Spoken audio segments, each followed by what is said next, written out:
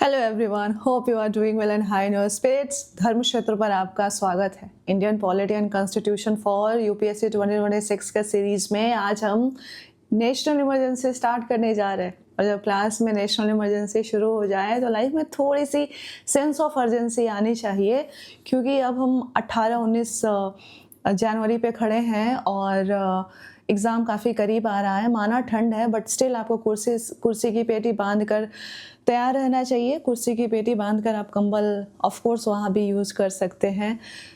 This time is very crucial for you और इसको use कीजिए। बहुत सारी चीज़ें हैं, बहुत सारे डिस्ट्रैक्शंस आएंगे। जितने डायरेक्शंस नहीं होंगे उतने ज़्यादा डिस्ट्रैक्शंस होंगे, उनसे भी आपको डील करना है। करंट अफेयर्स आएगा आपका, बहुत सारी चीज़ें हैं। यही समय आप लोग पढ़ते ही हैं एक्चुअली।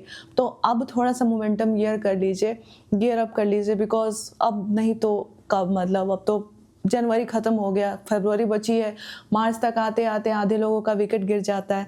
एनीवेज, चलिए हम क्लास पे फोकस करते हैं। बहुत सारी चीज़ों का अनाउंसमेंट हम धीरे धीरे करते रहेंगे, आपके करंट अफेयर्स एंड बाकी सारी चीज़ों का।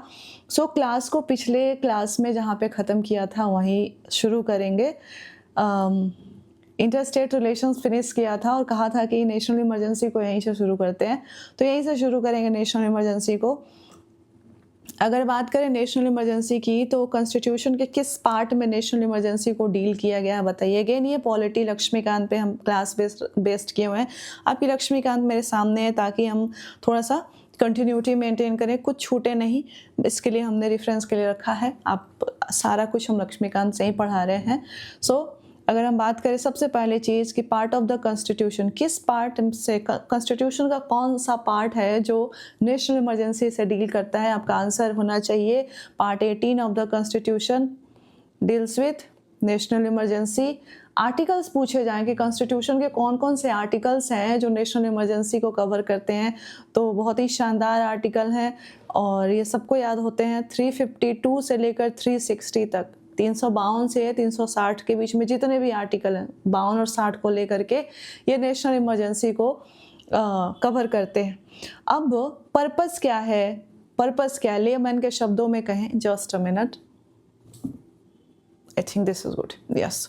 पर्पस क्या है नेशनल इमरजेंसी को कॉन्स्टिट्यूशन में इंक्लूड करने का?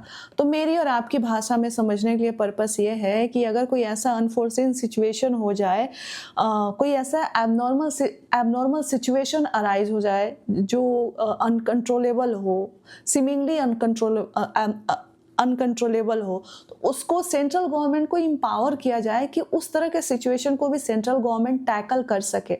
तो अनफोर्सीन या फिर एबनॉर्मल सिचुएशन को भी central government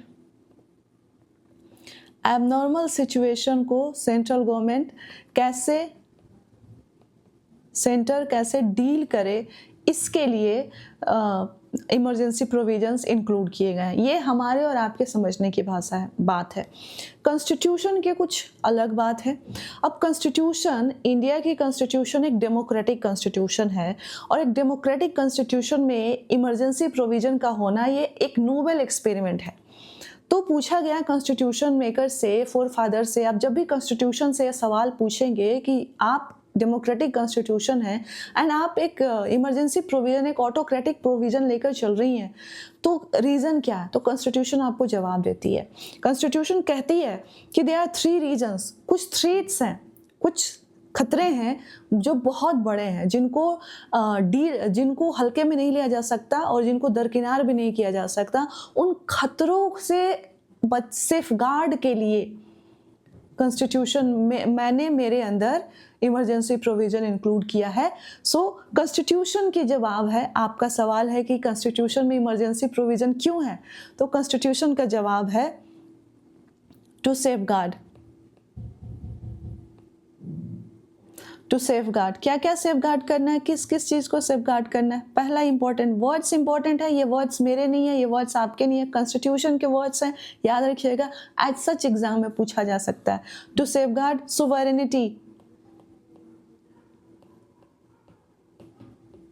sovereignty, unity, integrity and security. To safeguard, पहला कॉन्स्टिट्यूशन ने रीजन बताया कि to safeguard sovereignty, unity, integrity and security, किसकी ऑफ द कंट्री। ठंड है, हाथ थोड़ी सी काम नहीं कर रही है, ध्यान से। पहला रीजन है कंट्री की unity, integrity, security and sovereignty को प्रोटेक्ट करना, सेफगार्ड करना, ठीक है। और कुछ सेफगार्ड करना है कॉन्स्टिट्यूशन को। कॉन्स्टिट्यूशन ने कहा कि मैंने जो पॉलिटिकल सिस्टम इस्टेब्लिश किया है वो डेमोक्रेटिक पॉलिटिकल सिस्टम है, तो डेमोक्रेटिक पॉलिटिकल सिस्टम पे अगर कोई थ्रेट आता है तो उसको भी सेफगार्ड करने के लिए इमरजेंसी प्रोविजन को मैंने इंक्लूड किया। So second thing is to safeguard democratic political system.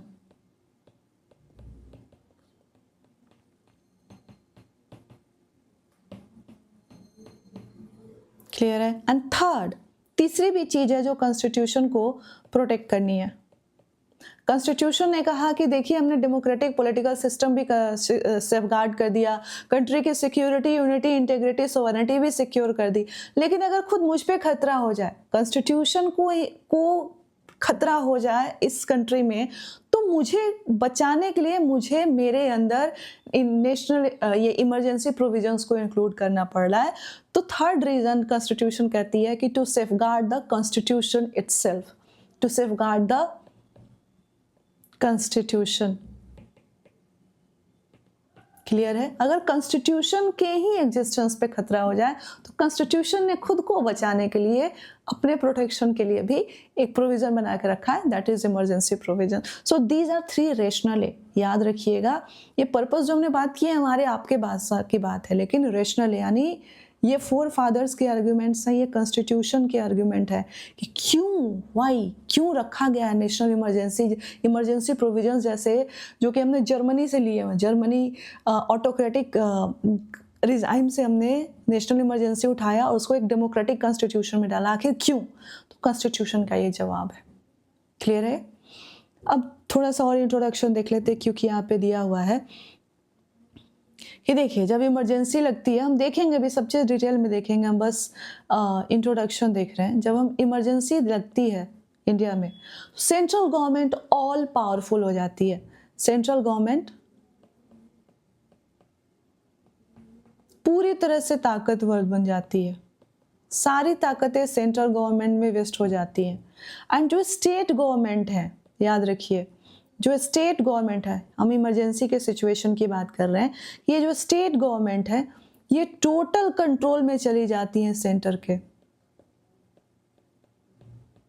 जो सारी बातें हमने पार्लियामेंट्री सिस्टम में पढ़ा, फेडरल में पढ़ा, वहाँ भी बताया कि नॉर्मल सिचुएशन की बात हो रही है, तो ये एबनॉर्मल सिचुएशन आज हम डिस्कस कर रहे हैं कि दो यूनिट्स हैं, सेंटर स्टेट्स जो है सर्कल हैं, ये सारी चीज़ें नॉर्मल सिचुएशन में है। लेकिन यहाँ पे जैसे ही इमरजेंसी लग गई, सेंट्रल गवर्नमेंट इस कंट्री की सारी ताकतें सेंट्रल गवर्नमेंट में वेस्ट हो जाती हैं, एग्जीक्यूटिव, लेजिस्लेटिव, पार्लियामेंट में। स्टेट गवर्नमेंट कंप्लीट कंट्रोल में चला जाता है सेंटर के, एक तरह से सबसर्विएंट हो जाता है, अंडर में चला जाता है। जब तक नॉर्मल सिचुएशन में जो इंडिपेंडेंट एग्जिस्टेंस है ये सेंटर के अंडर में चला जाता है। तो नॉर्मली जो हमारा फेडरल कॉन्स्टिट्यूशन है, एक जो फेडरल सिस्टम है, इसको आप बिना अमेंडमेंट के यूनिटरी फॉर्म में कन्वर्ट कर सकते हैं, यूनिटरी गवर्नमेंट में आप कन्वर्ट कर सकते हैं, that too without amendment, that too without amendment. अब मैंने विदाउट ऐसे लिख दिया, आप आंसर से मत लिखना, डब्ल्यू बड़ा लिखते हैं आप लोग, है ना। सो ये सारी चीज़ें हैं। अब हम देखेंगे मेनली कि कॉन्स्टिट्यूशन ने कितने टाइप ऑफ इमरजेंसी स्टिपुलेट किया है, अब हम इसको देखेंगे। सो टाइप्स ऑफ इमरजेंसी देख लेते हैं।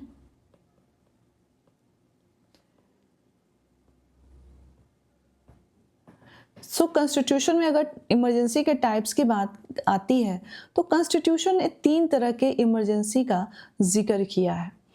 अगर रिस्पेक्टिव आर्टिकल्स देख ले, एक का जिक्र 352 में है, एक का जिक्र 356 में है एंड एक का जिक्र 360 में है।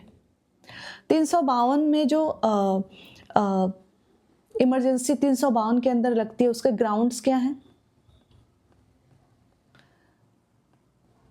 वार, पहला है वार, दूसरा है एक्सटर्नल एग्रेशन, एंड तीसरा है आर्म्ड रिबेलियन। सो अगर इन कारणों से इमरजेंसी लगती है तो उसको बोलचाल की भाषा में याद रखें, नेशनल इमरजेंसी कॉन्स्टिट्यूशन ने शब्द इस्तेमाल नहीं किया है, पॉपुलरली हम और आप इसको पॉपुलर कर दिए हैं एज अ नेशनल इमरजेंसी। तो कॉन्स्टिट्यूशन 352 के अंदर अगर इन ग्राउंड्स पे, जस्ट अ मिनट, अगर इन ग्राउंड्स पे वार, एक्सटर्नल एग्रेशन, आर्म्ड रिबेलियन, अभी मैं एक्सप्लेन करूंगी इनमें अंतर क्या है। 352 के अंदर अगर इमरजेंसी लगता है तो कॉन्स्टिट्यूशन इसके लिए कौन सा शब्द इस्तेमाल करती है? कॉन्स्टिट्यूशनल टर्म में, just a minute, in terms of constitution हम इसको, कॉन्स्टिट्यूशन इसको प्रोक्लामेशन ऑफ इमरजेंसी कहती है, प्रोक्लामेशन ऑफ इमरजेंसी। क्लियर है ये? वार, एक्सटर्नल एग्रेशन, आर्म्ड रिबेलियन में क्या अंतर है अभी हम नेशनल इमरजेंसी जब डिटेल में पढ़ेंगे, जस्ट इसके बाद बता देंगे। दूसरी इमरजेंसी जो कॉन्स्टिट्यूशन स्टिपुलेट करती है वो 356 के अंदर है। अब इसका ग्राउंड क्या है 356 के अंदर? Failure of constitutional machinery. क्या है ग्राउंड?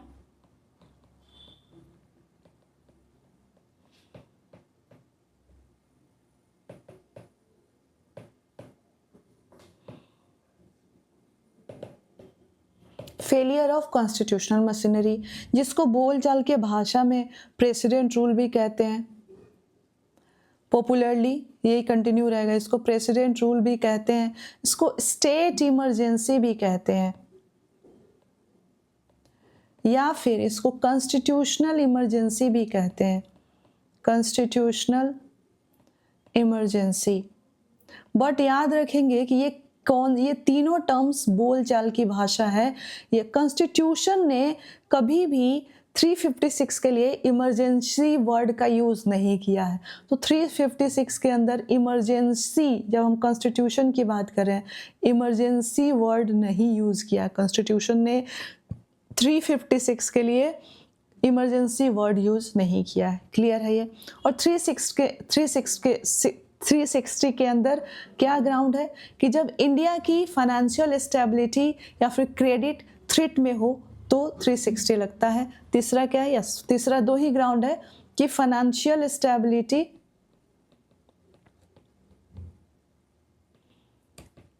और क्रेडिट, इंडिया की फाइनेंशियल स्टेबिलिटी या फिर क्रेडिट थ्रेट हो, तो उसको खतरा हो, तो यहाँ पे नेशनल इमरजेंसी, इसको फाइनेंशियल इमरजेंसी, कॉन्स्टिट्यूशन ने भी फाइनेंशियल इमरजेंसी बोला है। ठीक है, इसमें बोलचाल की भाषा में भी हम फाइनेंशियल इमरजेंसी कहते हैं, और कॉन्स्टिट्यूशनल इसके लिए भी भाषा फाइनेंशियल इमरजेंसी है। अब आज के क्लास में हम नेशनल इमरजेंसी को डिस्कस करेंगे। 352 को हम डिस्कस करेंगे, ग्राउंड्स क्या है डिक्लेरेशन के, इसका स्पेशल एप्लीकेशन क्या है, तीनों के मतलब जानेंगे। वार, एक्सटर्नल एग्रेशन, आर्म रिबेलियन का मतलब क्या है। उसके बाद देखेंगे कि जुडिशियल रिव्यू के क्या स्कोप है, ओरिजिनल कॉन्स्टिट्यूशन में क्या प्रोविज़न था और कैसे चेंजेज हुए हैं, उन चेंजेस को हटाने के लिए क्या चेंजेस किए हैं, ये सारी चीज़ देखेंगे। कॉम्प्लेक्स टॉपिक है बट इम्पॉर्टेंट है, बहुत इंटरेस्टिंग है। पॉलिटी में थोड़ी भी दिल लगी होगी तो नेशनल इमरजेंसी चैप्टर तो बनता है ना। सो आज हम 352 को कोशिश करेंगे कि ख़त्म कर दें। So we are starting with national emergency.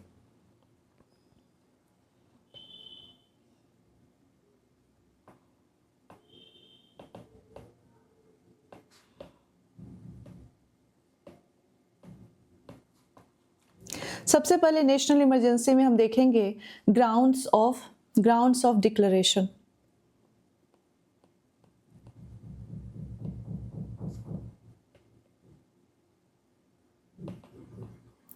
Grounds of declaration. तो सबसे पहली बात है कि नेशनल इमरजेंसी का डिक्लेरेशन कौन से आर्टिकल से होता है। पहला चीज आर्टिकल पेरेंट आर्टिकल 352।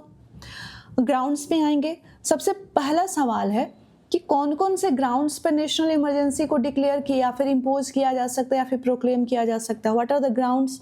सबसे पहले ग्राउंड्स की बात कर लेते हैं।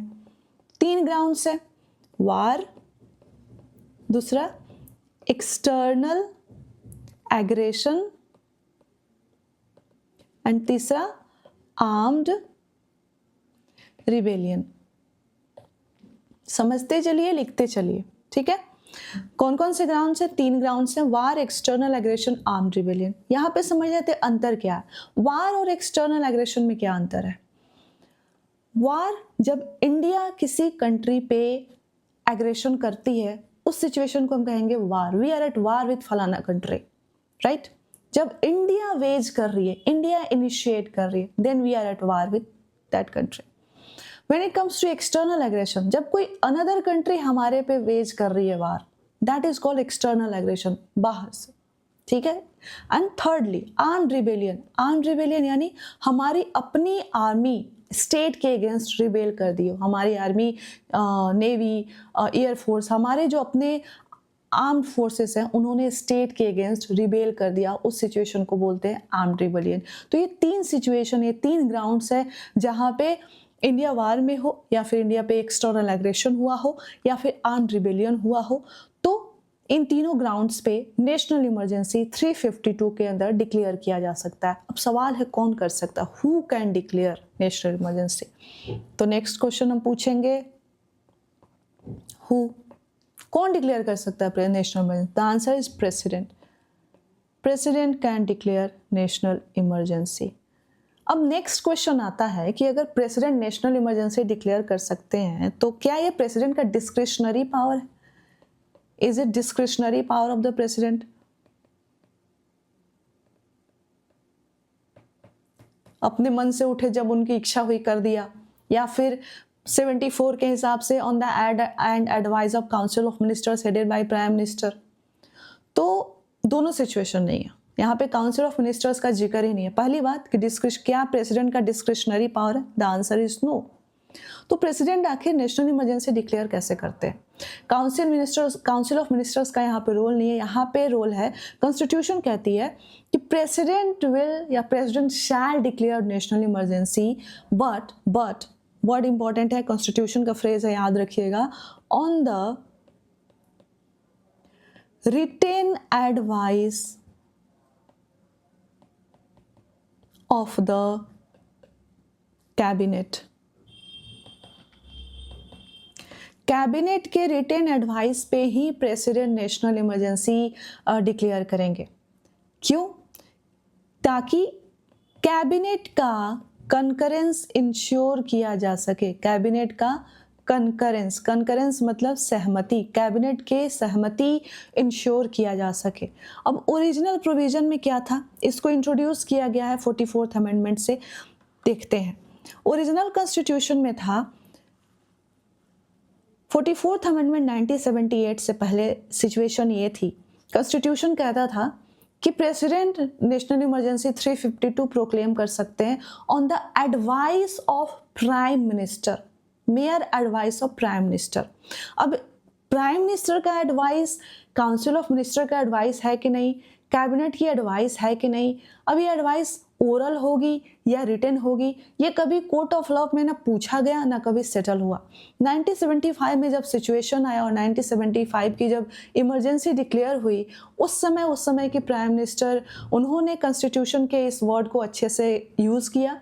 उन्होंने कहा कि यहाँ पे उन्होंने प्रेसिडेंट साहब को फ़ोन लगाया, प्रेसिडेंट साहब ने कहा हाँ जी मोहतरमा बताइए। उन्होंने कहा कि जनाब ऐसा है कि नेशनल इमरजेंसी लगानी है और कॉन्स्टिट्यूशन कहता है कि on the advice of prime minister, हम बिल्कुल लीगल हैं, बिल्कुल कॉन्स्टिट्यूशन जा रहे हैं, आप नेशनल इमरजेंसी इम्पोज कर दीजिए।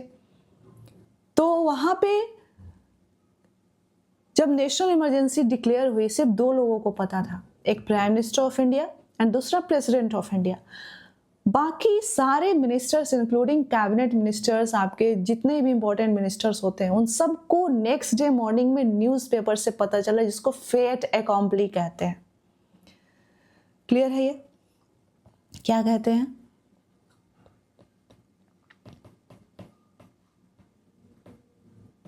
फेट एकम्पली। अब इस सिचुएशन से कि प्रेस नेशनल इमरजेंसी, अभी हम पढ़ेंगे इसके रिपरकशंस आपको पता चलेंगे, आपके सारे फंडामेंटल राइट सफोकेट हो जाते हैं, बाकी चीज़ें तो छोड़ दीजिए एक्सेप्ट 2021। तो 2021 में भी सब्जेक्टिविटी है। तो ये इतना बड़ा एपिसोड है और सिर्फ प्राइम मिनिस्टर के फ़ोन कॉल से नेशनल इमरजेंसी लग जा रहा है। तो इस लूप होल से को प्रोटेक्ट करने के लिए 1978 में जनता दल गवर्नमेंट जब आती है तो एक अमेंडमेंट लाती है जिसका नाम है 44th अमेंडमेंट एक्ट, अमेंडमेंट 1978। अब ये जो रिटन एडवाइस ऑफ कैबिनेट है, इन्हें पहले आपको पता है on the advice of prime minister था। 44th अमेंडमेंट एक्ट 1978 से ये चेंजेस लाया जाता है कि प्राइम मिनिस्टर के एडवाइस को बदल के रिटन एडवाइस ऑफ कैबिनेट किया जाता है। क्लियर है ये? तो कौन डिक्लेयर करेगा national emergency? President will declare national emergency on the advice of whom. किसके एडवाइस पे? प्राइम मिनिस्टर के एडवाइस पे? नो। काउंसिल ऑफ मिनिस्टर्स के एडवाइस पे? नो। सीधा कॉन्स्टिट्यूशन लिखता है on the written advice of cabinet. हम देखेंगे कि काउंसिल ऑफ मिनिस्टर्स की बात करें तो काउंसिल ऑफ मिनिस्टर्स एक बड़ा यूनिट है, इसी का जो सबसे पावरफुल यूनिट है उसको कैबिनेट कहते हैं। क्लियर है ये? हम देखेंगे। और अगेन कैबिनेट, यहीं पे बता दूं कि कॉन्स्टिट्यूशन में कहीं भी कैबिनेट वर्ड का मेंशन नहीं था, यानी कैबिनेट को कैबिनेट एज ए इंस्टीट्यूशन को कॉन्स्टिट्यूशनल दर्जा भी यही 44th अमेंडमेंट एक्ट से मिला है, जब ये 352 में अमेंडमेंट करके इंजर्ट किया गया कि president will declare national emergency on the written advice of cabinet. Clear है ये? सो यहाँ पे सिर्फ एक ही आर्टिकल है जहाँ पे कैबिनेट का रेफरेंस मिलता है, दैट इज 352। ये याद रखिएगा। इसके अलावा क्या है? ओके, अब किस ग्राउंड पे होगा, किस आर्टिकल पे होगा, कौन करेगा, हमने देख लिया। अब इसके बाद ये सवाल उठता है कि प्रेसिडेंट तो कर सकते हैं नेशनल इमरजेंसी का डिक्लेरेशन, बट कब करेंगे? व्हेन मतलब कि एक्चुअल अकरेंस हो जाए वार का, एक्सटर्नल एग्रेशन का, आर्म रिबेलियन का, तभी वो करें, या फिर उनको लगता है कि देयर इज इमिनेंट डेंजर है, प्रेसिडेंट सेटिस्फाइड है कि इमिनेंट डेंजर है कि आर्मी रिबेलियन कर सकती है, इमिनेंट डेंजर है कि चाइना एक्सटर्नल एग्रेशन कर सकता है, इमिनेंट डेंजर है कि हम पाकिस्तान के साथ वार पे जा सकते हैं। तो क्वेश्चन ये है कि क्या एक्चुअल अकरेंस हो तभी नेशनल इमरजेंसी इंपोज की जा सकती है, या फिर इमिनेंट डेंजर हो और प्रेसिडेंट सेटिस्फाइड हो तभी नेशनल इमरजेंसी इंपोज की जा सकती है? तो आंसर है कि बिफोर एक्चुअल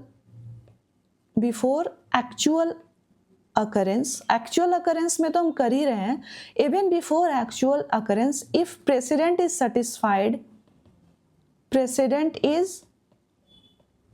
सेटिस्फाइड किस चीज का? कि देयर इज इमिनेंट डेंजर।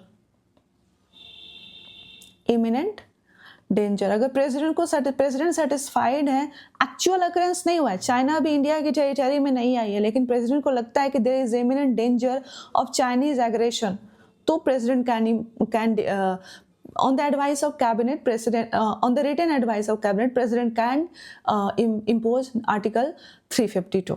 अगर लगता है कि हमारी आर्मी, प्रेसिडेंट को लगता है कि there is a imminent danger, ये बहुत पॉसिबिलिटी है कि हमारी आर्मी स्टेट के अगेंस्ट मार्च कर सकती है कि चलो दिल्ली और तख्ता पलट करते हैं, तो president can impose national emergency on the written advice of cabinet. Actual happening होने के पहले भी अगर लगता है कि ये चीज़ हो सकती है जो इंडिया की security, democratic political system, India की सोवरेनिटी, कॉन्स्टिट्यूशन के सेफगार्ड के लिए खतरा है, तो उस चीज़ के होने से पहले ही प्रेसिडेंट नेशनल इमरजेंसी लगा सकते हैं on the written advice of cabinet. Clear है ये? अगेन एक और चीज़ है, फिर हम वापस सेम ही चलेंगे वहीं पे, कि सवाल ये उठता है कि प्रेसिडेंट के पास ये फ्लेक्सिबिलिटी है कि president different proclamations on different grounds पे कर सकते हैं। Different proclamations on different grounds या फिर सेम ग्राउंड्स। जैसे मान लीजिए कि अभी कोई नेशनल इमरजेंसी ऑपरेशन में है on the ground of external aggression, और फिर से इंडिया पे कहीं से और एक्सटर्नल एग्रेशन होता है। एक नेशनल इमरजेंसी ऑपरेशन में है एक्सटर्नल एग्रेशन पे, ठीक है, फिर से इंडिया में एक्सटर्नल एग्रेशन हो रहा है, तो प्रेसिडेंट के पास ये ऑप्शन है कि सेम प्रोक्लामेशन कंटिन्यू करे या फिर सेम ग्राउंड पे नया फ्रेश प्रोक्लामेशन इशू कर दे, ठीक है। सिमिलरली अगर मान लीजिए आर्मी ने हमारी रिबेलियन कर दी है, या फिर प्रेसिडेंट को लगा कि आर्मी रिबेलियन कर सकती है, उन्होंने इमिनेंट डेंजर देखते हुए आर्म रिबेलियन के ग्राउंड पे उन्होंने नेशनल इमरजेंसी एक ऑपरेशन कर दी है। अब फिर से ऐसा सिचुएशन बन रहा है कि नेवी भी रिबेलियन करने वाली है या फिर नेवी ने रिबेलियन कर दिया है, तो प्रेसिडेंट एक फ्रेश सेम ग्राउंड पे आर्म रिबेलियन के ग्राउंड पे फ्रेश प्रोक्लामेशन इशू कर सकते हैं या फिर प्रीवियस प्रोक्लामेशन ही चलता रहेगा। सो ये डिफरेंट प्रोक्लामेशंस का प्रेसिडेंट के पास फ्लेक्सिबिलिटी है। ये सब एक्सप्लेनेशन के लिए है, आई होप ये आपको समझ में आया होगा। एंड ये जो फ्लेक्सिबिलिटी प्रेसिडेंट को मिली है that is given through 38th amendment act of 1975 and इसको कंटिन्यू रखा गया है। तो ये आज भी यही है कि प्रेसिडेंट अलग अलग ग्राउंड्स पे अलग अलग प्रोक्लामेशन इशू कर सकते हैं, सेम ग्राउंड पे भी अलग अलग प्रोक्लामेशन इशू कर सकते हैं, इररिस्पेक्टिव ऑफ द फैक्ट कि प्रीवियसली कोई उस ग्राउंड पे प्रोक्लामेशन है या नहीं है। क्लियर है ये? आइए वापस चलते हैं। अब हमने कहा कि कौन कौन से ग्राउंड्स है, तो हमने कहा 3 ग्राउंड है, war, external aggression and arm rebellion. अब इनको कैटेगराइज किया गया है इनटू 2 पार्ट्स कि अगर वार और एक्सटर्नल एग्रेशन पे हम नेशनल इमरजेंसी डिक्लेयर करते हैं तो इसको एक्सटर्नल इमरजेंसी कहेंगे।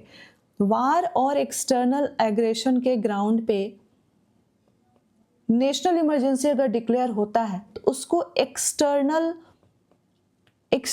इमरजेंसी कहेंगे।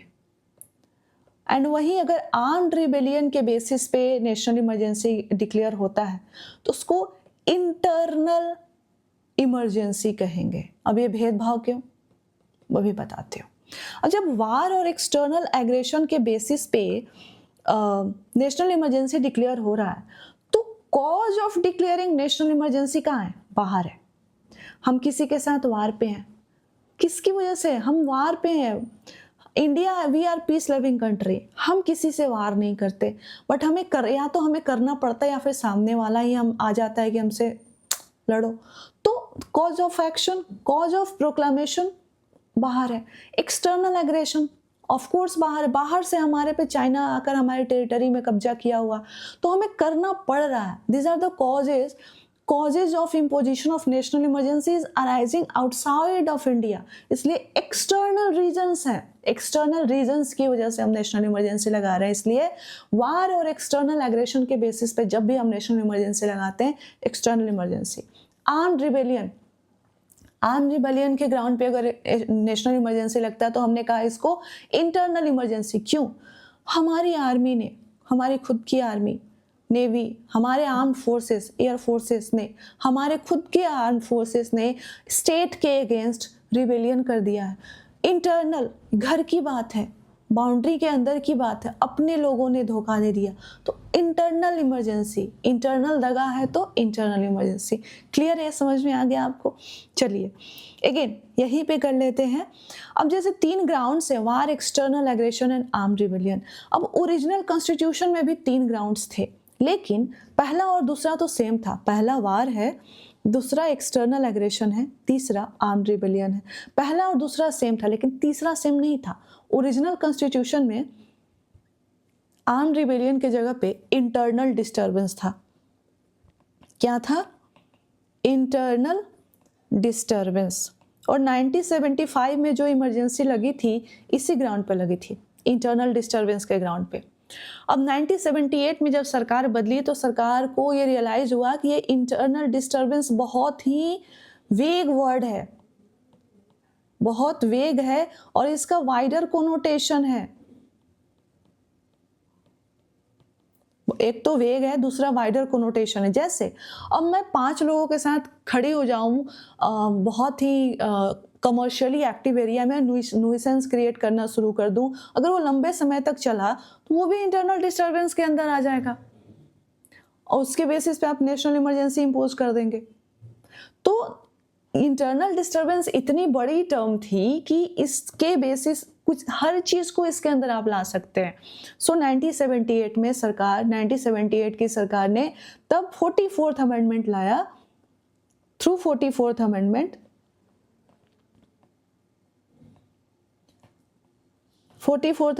1978 और वहां पे इंटरनल डिस्टर्बेंस वर्ड को आर्म्ड रिबेलियन से रिप्लेस किया गया। क्लियर है? ये बैकग्राउंड भी समझ में आ गया। तो आपसे अगर सवाल पूछा जाए कि अब इंटरनल डिस्टर्बेंस के बेसिस पे नेशनल इमरजेंसी लगाया सकता है क्या, नींद में ना बोल दीजिएगा। नहीं, 1978 के बाद पॉसिबल ही नहीं है। हम तो 2026 में है। 3 ही ग्राउंड है, war, external aggression, armed rebellion. 3 ही बातों पर नेशनल इमरजेंसी लग सकती है, इससे ज्यादा कुछ नहीं हो सकता। I will not entertain the question. Clear है? इसके अलावा क्या है, एक बार मैं देख लूं। अब इसका एप्लीकेशन देखते हैं कि नेशनल इमरजेंसी का प्रोक्लामेशन हो गया है। अब एप्लीकेशन देखते हैं कि इसका एप्लीकेशन क्या होगा। और जब एप्लीकेशन की बात कर रहे हैं तो हम स्पेशल एप्लीकेशन की बात कर रहे हैं कि नेशनल इमरजेंसी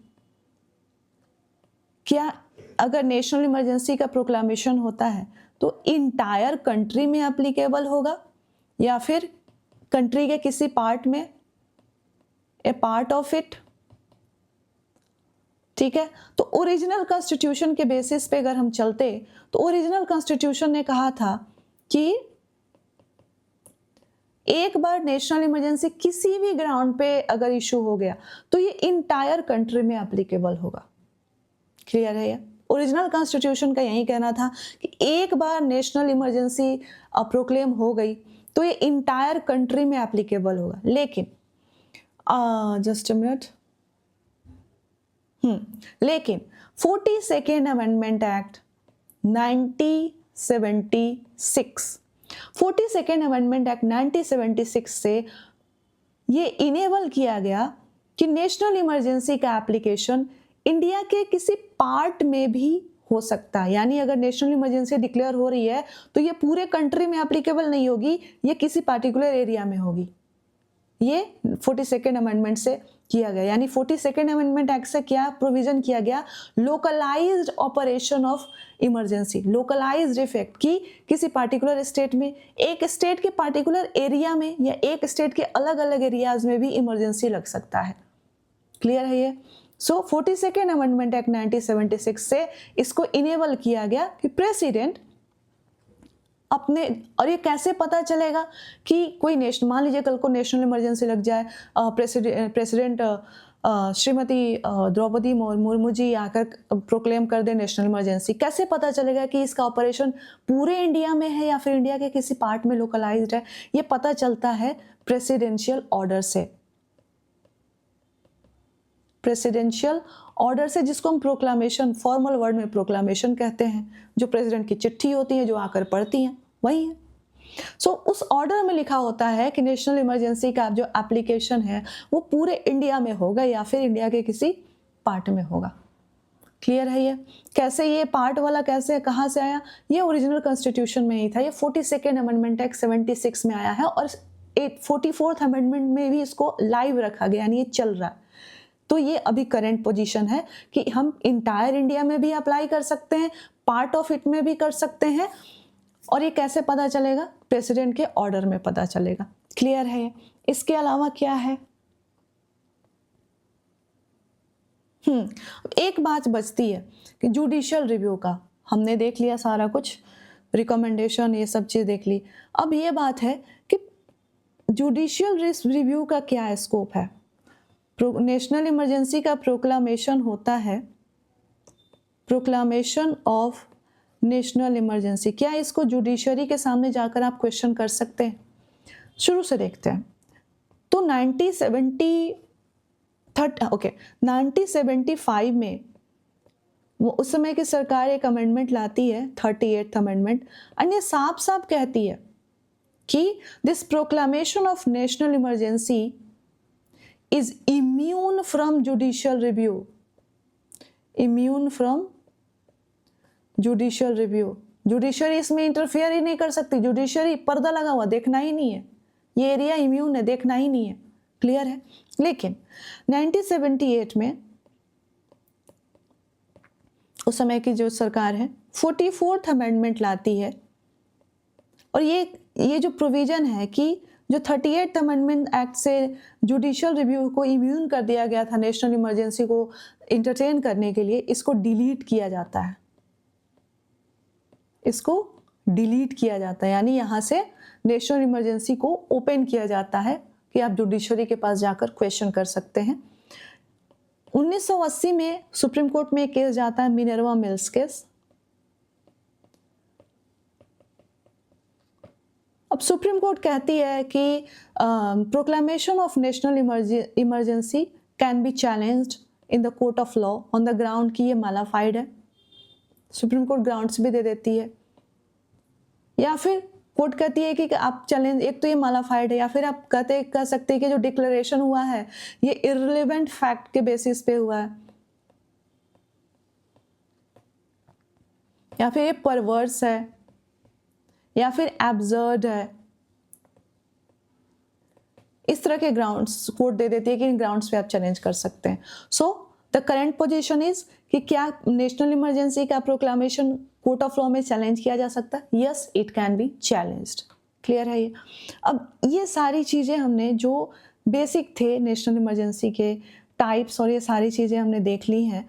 अब हम चलेंगे और देखेंगे कि नेशनल इमरजेंसी का हमने प्रोक्लामेशन तो कर दिया, पर अब हम देखेंगे कि पार्लियामेंट का अप्रूवल भी लेना है, और अप्रूवल लेना है तो उसको क्या ड्यूरेशन है ये देखेंगे। तो अब नेक्स्ट टॉपिक है पार्लियामेंट्री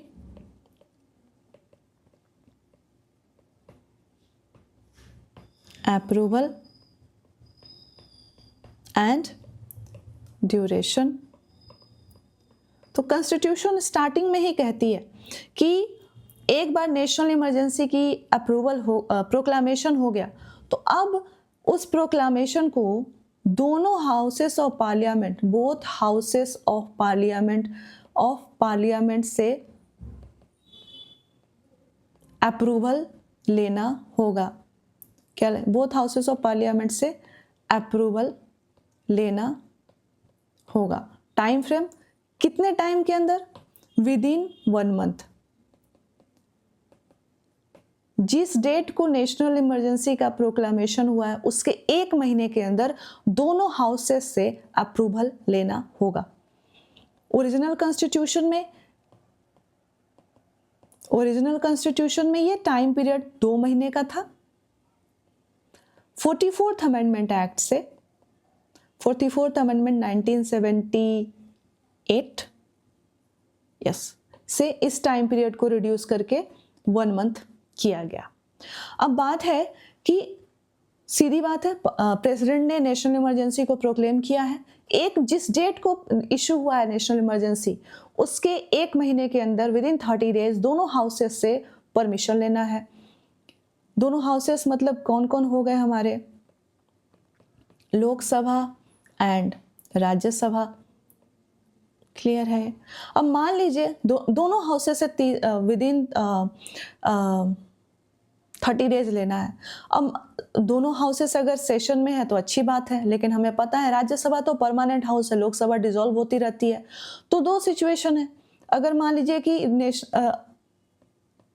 नेशनल इमरजेंसी तब डिसॉल्व हुई, नेशनल इमरजेंसी तब इशू की प्रोक्लेम किया गया हो जब लोकसभा डिसॉल्व हो चुकी हो, या फिर लोकसभा सेशन में है लेकिन लोकसभा के पास काम इतना ज़्यादा है कि वो उस 30 दिन में अप्रूव नहीं कर पाई है और उसके बाद डिसॉल्व हो गई, तो क्या होगा? तो कॉन्स्टिट्यूशन उस समय इस प्रोक्लामेशन का क्या होगा? क्योंकि बिना पार्लियामेंट्री अप्रूवल के सस्टेन 1 महीने से ज़्यादा सस्टेन नहीं करेगी। अब लोकसभा ने तो डिसॉल्व किया नहीं, तो इसके लिए कॉन्स्टिट्यूशन ने रूट दिया कि ठीक है भाई, ये लोकसभा डिसॉल्व हो गई, आने वाली लोकसभा तो बची हुई है, तो अब जो नई लोकसभा चुन के आएगी, न्यूली कॉन्स्टिट्यूटेड लोकसभा, नई लोकसभा चुन के आएगी, अब इसकी जो फर्स्ट सीटिंग होगी उस दिन से 30 दिन के अंदर, फर्स्ट सीटिंग से 30 दिन के अंदर ये जो हमें यहाँ पे जो प्रोक्लामेशन अप्रूव करवाना था, अब ये नई लोकसभा, पुरानी लोकसभा नहीं कर पाई कोई बात नहीं, ये नई लोकसभा पहली सीटिंग से 30 दिन के अंदर अप्रूव कर दे, कोई टेंशन नहीं है। हाँ, बात ये है कि ये सब कुछ जब तक हो रहा था, लोकसभा डिसॉल्व हो गई, नई लोकसभा नहीं, राज्यसभा तब तक अप्रूव कर दी हो। क्लियर है? ये सवाल ये उठता है कि राज्यसभा मीन टाइम में अप्रूव कर दे, तो लोकसभा अगर डिसॉल्व हो भी गई है अप्रूव किए हुए, या फिर लोकसभा का डिसोल्यूशन के बाद ही नेशनल इमरजेंसी को इशू किया गया, कोई फर्क नहीं पड़ता है। राज्यसभा ने अप्रूव कर दिया है, इमरजेंसी ये प्रोक्लामेशन चलता रहेगा। जैसे ही नई लोकसभा आएगी उसके पहले सीटिंग के 30 दिन के अंदर वो लोकसभा अप्रूव कर दे, प्रोक्लामेशन का अप्रूवल माना जाएगा। अप्रूवल के लिए दोनों हाउसेस का अप्रूवल चाहिए, एक हाउस का अप्रूवल नहीं चाहिए, दोनों हाउसेस का अप्रूवल चाहिए और अलग अलग चाहिए। और कौन सी मेजोरिटी लगेगी? तो मेजोरिटी लगेगी स्पेशल, दोनों हाउसेस को स्पेशल मेजोरिटी से, राज्यसभा को भी स्पेशल मेजोरिटी, यहाँ हमारी जो लोकसभा आई है या फिर ये लोकसभा यहीं कर दे, तो दोनों को स्पेशल मेजोरिटी दोनों हाउसेस अलग अलग स्पेशल मेजोरिटी से नेशनल इमरजेंसी के प्रोक्लामेशन को अप्रूव करेंगे। स्पेशल मेजोरिटी मतलब क्या होता है बताइए मुझे? Majority of total membership of the house plus 2/3 of members present and voting, ये होता है स्पेशल मेजोरिटी। ठीक है, अब फिर से इसको समराइज कर देते हैं। प्रेसिडेंट ने नेशनल इमरजेंसी को प्रोक्लेम कर दिया है, लेकिन उसकी लीगालिटी 1 ही महीने तक है। 1 महीने के अंदर दोनों हाउसेस ऑफ पार्लियामेंट से अप्रूवल होना है, नहीं तो वहीं पे ख़त्म हो जाएगा। अब 1 महीने के अंदर अप्रूवल होना है, दोनों हाउसेस से अलग अलग स्पेशल मेजोरिटी से होना चाहिए। लेकिन अगर दोनों हाउसेस सेशन में तो अच्छी बात है, अगर लोकसभा डिसॉल्व हो गई है या फिर प्रोक्लामेशन के बाद डिसॉल्व हुई है, काम इतना ज़्यादा था कि वो नेशनल इमरजेंसी को अप्रूव नहीं कर पाई, कोई बात नहीं, राज्यसभा इसको अप्रूव कर दे, प्रोक्लामेशन काम करता रहेगा। नई लोकसभा बन के आएगी, उसकी फर्स्ट मीटिंग के 30 दिन के अंदर लोकसभा अप्रूव कर दे, प्रोक्लामेशन का अप्रूवल माना जाएगा, स्पेशल मेजोरिटी से काम होगा। अब हमारी प्रोक्लामेशन, अब यहाँ तक आते आते प्रोक्लामेशन अप्रूव हो गई है, प्रोक्लामेशन का अप्रूवल हो गया। अब एक बार अप्रूव हो गया तो ये प्रोक्लामेशन 6 महीने तक कंटिन्यू रहेगा। 6 महीने के बाद फिर से अब अप्रूवल के लिए नहीं जाएंगे, अब हम 6 महीने तक चलेगा इसका लाइफ। 6 महीने के बाद फिर से ये कंटिन्यूएशन के लिए जाएगी पार्लियामेंट के पास, या फिर इसको रिन्यूअल कह लीजिए। अब पार्लियामेंट के अगेन कंटिन्यूएशन के लिए गई, अगेन पार्लियामेंट के दोनों houses, both houses Lok Sabha and Rajya Sabha, इसको सेपरेट कंटिन्यूएशन का परमिशन देंगी with special majority. Same provision है, अगर कंटिन्यूएशन के लिए अप्रूवल चाहिए और लोकसभा सेशन में नहीं है तो राज्यसभा अप्रूवल दे देगी, ये कंटिन्यू रहेगा। नई लोकसभा बन के आएगी, जो हमने यहाँ पर देखा, नई लोकसभा बन के आएगी और उसके फर्स्ट सीटिंग के 30 डेज के अंदर वो लोकसभा कंटिन्यूएशन का अप्रूवल दे देगी। अब ये फिर से 6 महीने चलेगा, ठीक है, फिर से अगेन अप्रूवल कंटिन्यूएशन का, and so on so fourth. तो ये इंडिफिनिट, एक बार नेशनल इमरजेंसी प्रोक्लेम हो गया तो पूछा जाएगा कि कितने समय तक ये चल सकता है। ये इंडिफिनिट पीरियड तक चल सकता है, इंडिफिनिट टाइम पीरियड तक चल सकता है, subject to periodic parliamentary approval, subject to periodic parliamentary approval for continuation और ये पीरियोडिक कितने महीने में जाना है, 6 महीने के अंदर जाना है, जाके भाई अब फिर से हम नया फ्रेश तो इशू करेंगे नहीं। देखिए ये इशू तो आपने अप्रूव कर दिया था, हम सोच रहे हैं कि 6 महीने के लिए और बढ़ा दें, क्योंकि ये भी बात बनी नहीं है, पार्लियामेंट बढ़ा देगी। सो पीरियोडिक पार्लियामेंट्री अप्रूवल हर 6 महीने पे इंडिफिनिट पीरियड तक चल सकता है। ओरिजिनल कॉन्स्टिट्यूशन में क्या था? क्या ये ओरिजिनल कॉन्स्टिट्यूशन में था? जी नहीं। ओरिजिनल कॉन्स्टिट्यूशन में था कि एक बार ये जो एपिसोड हमने देखा कि प्रेसिडेंट ने प्रोक्लेम किया और ये अप्रूव, यहाँ पे ये जो एक बार अप्रूवल हो गया, प्रोक्लामेशन का अप्रूवल हो गया, अब उसको रिन्यू करने के लिए पार्लियामेंट के पास हर 6 महीने नहीं जाना है। पीरियोडिक अप्रूवल का कोई सीन नहीं है। एक बार अप्रूव हो गया प्रोक्लामेशन, अब वो इंडिफिनिट चलेगा। Once approved indefinite. तो ये ओरिजिनल कॉन्स्टिट्यूशन में नहीं था पीरियोडिक पार्लियामेंट्री अप्रूवल, तो इसको लाया कहाँ से गया? Through 44th amendment act. Parliamentary scrutiny और बढ़ाई गई 1978 के 44th अमेंडमेंट एक्ट से। क्लियर है? ये भी याद रखिएगा कि जैसे हमने यहाँ पे अगेन ये जो स्पेशल मेजोरिटी का प्रोविजन है कि अप्रूवल के लिए और कंटिन्यूएशन के लिए दोनों जगह स्पेशल मेजोरिटी लग रही है, ये 44th अमेंडमेंट से ही आया है। 44th अमेंडमेंट 1978, ये भी जो स्पेशल मेजोरिटी हमने बात की, ये भी 44th अमेंडमेंट से ही आया है। अमेंडमेंट 1978। ओरिजिनल कॉन्स्टिट्यूशन में सब कुछ सिंपल मेजोरिटी से था। सिंपल मेजोरिटी से नेशनल इमरजेंसी का अप्रूवल भी हो गया, और अब कंटिन्यूएशन की तो बात ही नहीं थी, पार्लियामेंट के पास दोबारा जाना नहीं है। तो इस तरह के सिचुएशन थे। इस तरह से किसी भी कंट्री की कॉन्स्टिट्यूशनल इवोल्यूशन होती है। जैसे जैसे टाइमिंग्स एंड सिचुएशंस बदलते हैं, उस हिसाब से कॉन्स्टिट्यूशन को बचाने के लिए कॉन्स्टिट्यूशन को अमेंड करके कॉन्स्टिट्यूशन में सेफगार्ड्स लगाने पड़ते हैं। ये क्लियर है? हमने पार्लियामेंट से अप्रूवल भी ले लिया और टाइम पीरियड भी देख लिया, ड्यूरेशन भी देख दिया। हाँ, ये जो था हमने देखा कि ये 1 मंथ 2 मंथ हमने देख लिया, कुछ भी छूटा नहीं है, नहीं छूटा। स्पेशल मेजोरिटी भी 44th अमेंडमेंट से आई है। अब हम देखेंगे कि रिवोकेशन ऑफ प्रोक्लामेशन, मतलब प्रेसिडेंट ने प्रोक्लेम कर दिया, पार्लियामेंट से अप्रूवल हो गया, उसका कंटिन्यूएशन भी हो रहा है, अंत कब होगा, अंत होगा भी कि नहीं होगा, ये देखेंगे। सो हमारा टॉपिक है रिवोकेशन ऑफ प्रोक्लामेशन, और इसके बाद हम फिर देखेंगे क्या इफेक्ट होते हैं। बहुत इंपॉर्टेंट टॉपिक है। क्लियर है? Revocation of proclamation. Revocation of proclamation मतलब क्या कि जो 352 के अंदर नेशनल इमरजेंसी लगी है उसको कैसे हटा सकते हैं। सीधी सी बात है, ये टेक्निकल बात नहीं जाएंगे। रिवोकेशन मतलब हटाना। कॉन्स्टिट्यूशन ने 3 रास्ते दिए हैं, एक एक करके देखेंगे। पहला है कि देखिए प्रेसिडेंट साहब ने अपने ऑर्डर से नेशनल इमरजेंसी लगाया है, तो हटाने का ताकत भी उन्हीं को है। किसी भी 3 रास्ते हैं, किसी भी रास्ते से जाएगा, इवेंचुअली प्रेसिडेंट को ऑर्डर इशू तो करना होगा। तो क्यों ना प्रेसिडेंट साहब खुद आकर के अपना एक ऑर्डर इशू कर दें।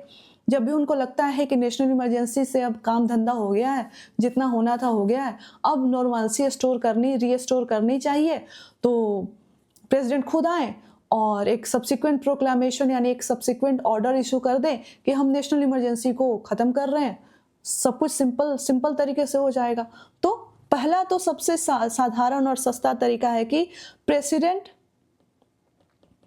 थ्रू प्रेसिडेंशियल प्रोक्लामेशन, खुद प्रेसिडेंट आए और एक प्रोक्लामेशन यानी ऑर्डर इशू कर दें। क्लियर है? अब क्या प्रेसिडेंट के इस प्रोक्लामेशन को, जिससे वो नेशनल इमरजेंसी को हटाने की बात कर रहे हैं, इसको पार्लियामेंट से अप्रूवल चाहिए क्या? आंसर है नहीं।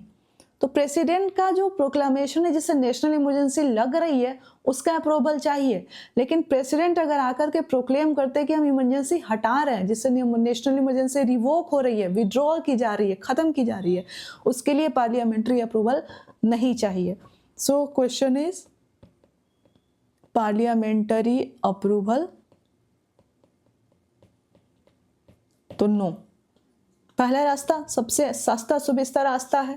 अब इसके बाद मुश्किल रास्ते आते हैं, देखते हैं। अब यहाँ पे प्रेसिडेंट अपने मन से तो करेंगे नहीं, प्राइम मिनिस्टर और कैबिनेट के एडवाइस पे ही करेंगे। लेकिन मान लीजिए एग्जीक्यूटिव को लगता है कि भाई चलने दो, हर 6 महीने पे हम चलने दे, हर 6 महीने पे कंटिन्यू कर ही रहे हैं, सब ठीक ठाक चल ही दे रहा है, अभी छोड़ कुछ दिन और चलने दो। लेकिन Lok Sabha is the representative of me and you and us, हमारे रिप्रेजेंटेटिव्स वहीं बैठे हैं।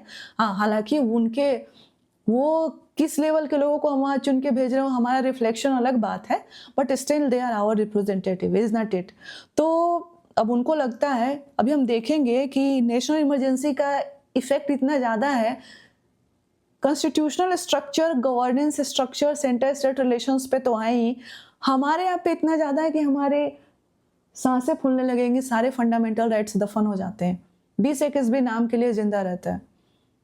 तो अगर हमारे रिप्रेजेंटेटिव्स को लगे कि भाई बहुत तकलीफ में है हमारी जनता, तो लोकसभा जो है रिजोल्यूशन पास कर सकती है। लोकसभा रिजोल्यूशन पास कर दे कि देखिए प्रेसिडेंट साहब वो बहुत हो गया, अब आप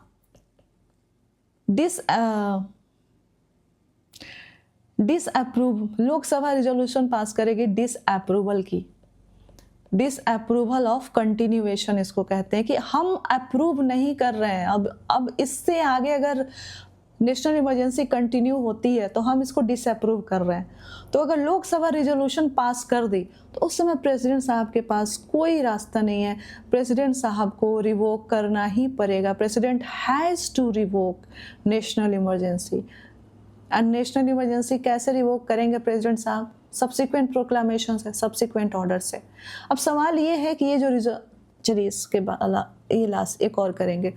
तीसरा रास्ता भी है, we have third route also, कि मान लीजिए लोकसभा सेशन में नहीं है, जब लोकसभा सेशन में नहीं है उस केस में 1/10, अगर लोकसभा के 1/10 मेंबर रिटन नोटिस दे दे, देखिए लोकसभा सेशन में नहीं अलग बात है, लेकिन मेरे और आपके रिप्रेजेंटेटिव अगर चिंतित हो जाए कि जो हमारी जनता है जिनके हम रिप्रेजेंटेटिव हैं उनके आवाज़ को दबाया जा रहा है, उनकी सांसें अब नहीं ले पा रहा, फंडामेंटल राइट है नहीं, ज़रूरत नहीं है नेशनल इमरजेंसी की उनके अंदर का जग जाए, तो वो चाहे तो लोकसभा के 1/10 मेंबर रिटन नोटिस दे सकते हैं स्पीकर को या फिर प्रेसिडेंट को कि हम सेशन में नहीं है, लेकिन एक स्पेशल सेशन बुलाया जाए। स्पेशल सेशन बुलाइए और इस स्पेशल सेशन में हम रिजोल्यूशन देंगे किस चीज का? Disapproval of continuation of national emergency. Lok Sabha अगर सेशन में नहीं है 1/10 मेंबर रिटन नोटिस दे सकते हैं स्पीकर को या फिर प्रेसिडेंट को। इन दोनों सिचुएशन में सिर्फ नोटिस देना है, ये नंबर फिल करना है, 1/10 पूरा हो गया, बुलाना पड़ेगा और स्पेशल सेशन होगा और रिजोल्यूशन लोकसभा लेगी कि डिसअप्रूवल ऑफ कंटिन्यूएशन का। अगर ये पास हो जाता है यहाँ पे, if this resolution is passed, again president has to revoke national emergency, has to revoke national emergency. अब ये हमने दोनों जगह देखा है कि लोकसभा रिजोल्यूशन पास कर रही है, यहाँ भी रिजोल्यूशन पास कर रही है, तो कुछ तो मेजोरिटी लगेगा।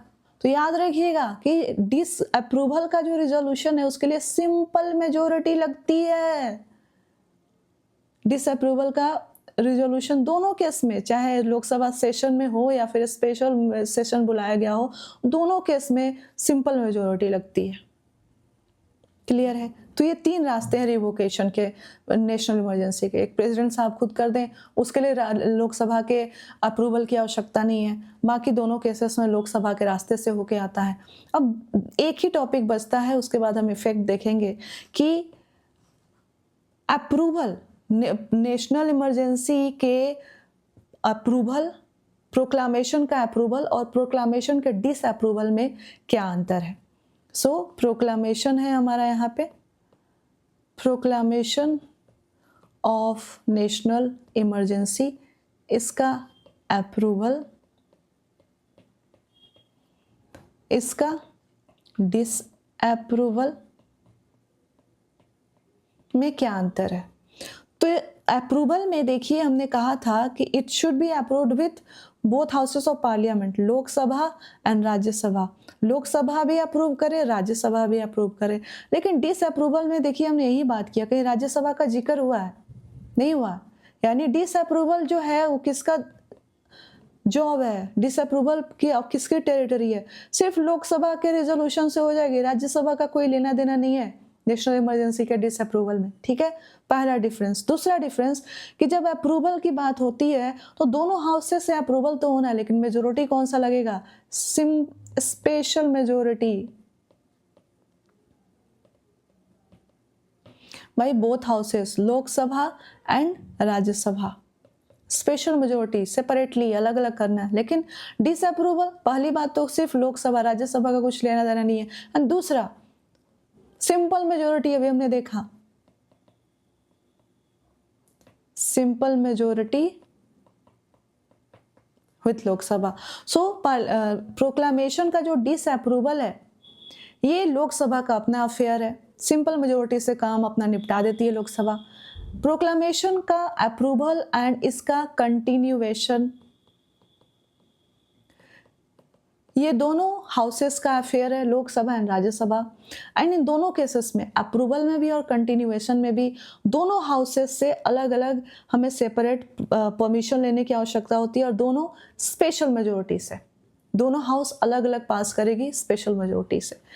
So this is it about, हमने काफ़ी चीज़ें पढ़ ली नेशनल इमरजेंसी के बारे में, हम तेज़ हो गए, हम काफ़ी आगे हो गए। जो जिनके पास ये क्लासेस नहीं है वो पीछे रहेंगे। अब हमारे पास एक ही टॉपिक बनता है, इफेक्ट ऑफ नेशनल इमरजेंसी।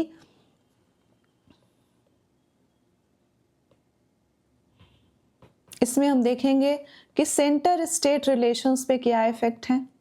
इसके अंदर हम डायमेंशंस एक्सप्लोर करेंगे, executive relations, then legislative relations, then financial relations. फिर हम देखेंगे कि Lok Sabha and state legislative assembly के लाइफ पे क्या इफेक्ट होता है, एंड मोस्ट इम्पॉर्टेंटली हम आर्टिकल 358 एंड 359 के अंदर इफेक्ट ऑन फंडामेंटल राइट्स देखेंगे। ये सबसे इम्पॉर्टेंट है, सबसे इम्पॉर्टेंट है, और इसको, इन तीनों को हम नेक्स्ट क्लास यानी tomorrow we will take care of. इसको हम कल देखेंगे। आपका टास्क है, अभी आपने नोट्स बना लिया, जाइए आप अपने लक्ष्मीकांत को पढ़िए, और आप सबसे आगे चल रहे हैं। बस ये क्लासेस देखिएगा, ज़्यादा लोगों के पास पहुँचे नहीं, ज़्यादा लोगों के पास पहुँच जाएगा तो कंपटीशन हो सकता है। क्योंकि आपको पॉलिटी में अगर आपको जो बताया जाना आपने कर लिया तो आप देखिए आप 100% करके आएंगे। आप दुनिया की कोई भी चीज़ पढ़ ली, लेकिन बिना लक्ष्मीकांत पढ़े ना तो कॉन्फिडेंस आएगा ना सवाल बनेगा। एक चीज़ को 1000 बार पढ़ना होता है, तो आपको सिंप्लीफाई करके दिया जा रहा है। आप अगर 2-3 बार भी, जितनी बार पढ़ सकिए, दोबारा आइए क्लास, एक बार नोट्स बना लिया, उसके बाद ये 1 घंटे का क्लास 15 मिनट 20 मिनट में आप कान में प्ले करके ख़त्म कर सकते हैं। बस ये करना है कि जब कान में आप में क्लास, आंखों के सामने ये है, कान में मेरी आवाज़ है, तो नोट्स आपका सामने हो, फिर से किताब, ये रूटीन फॉलो करिए।